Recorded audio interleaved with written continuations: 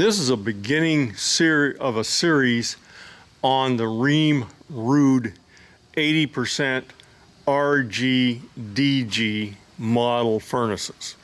These were common furnaces, starting out in the early 90s, I think.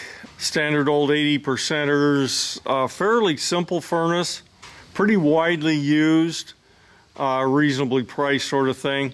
In many ways, pretty good model furnace. So I want to just start this out by, we're going to look at the model plate on this thing, and we're going to see if we can determine some things from that model plate, and then we'll go through and cycle this thing. Okay, on the left you can see the UGDG and the model number.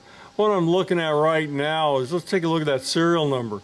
The center set of numbers, the F1693, that's telling you, that center set of numbers is telling you what the data manufacturer is. And I think 16 is a week or something, I don't know. But the important one is 93. This was built in 1993. And so that'll give you an idea of age. So let's look at some of the rest of the components in this thing. Looking at the controls of this thing, there is a pressure switch, usually just one pressure switch in these things. The inducer, gas valve, burners. Look a little closer here. There's your hot surface ignition. This one's a little bit weird on the hot surface igniter. Usually it's all the way over on one side and the flame rod's in the other. This is the second burner over. I don't know why they did this. I think 93 was kind of a changeover year, or very close to it, and they didn't use a flame rod on some of the earlier ones. This one did have it, so they may not have changed the position of the hot surface igniter. Let's get back a little bit.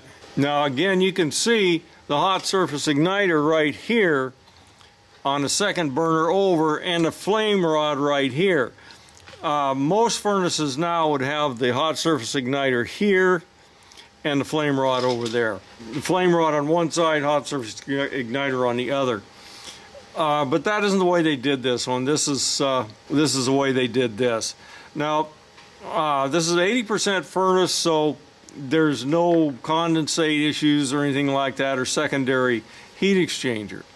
I will show you the heat exchanger in this so you can get an idea of how they put this together.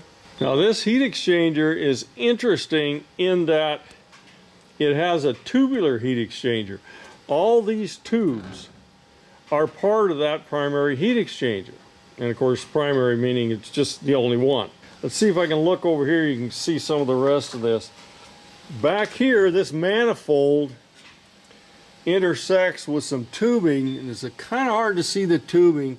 You can see it there. Those are the burner tubes. The dark colored part down there, that's one of the burner tubes.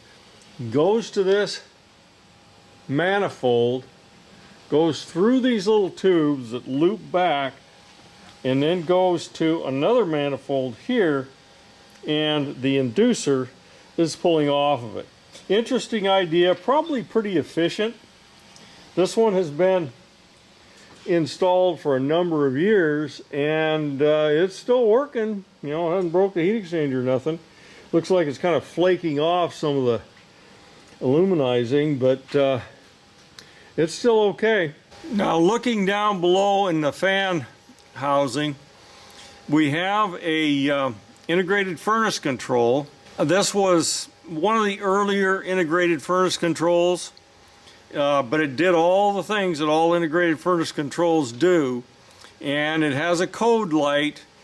I'll be showing you the codes on this thing in another video, but it acts like pretty much all the furnaces that have the integrated furnace control. Okay, in the next video we're going to go ahead and fire this thing off, and I'll show you the sequence of operation.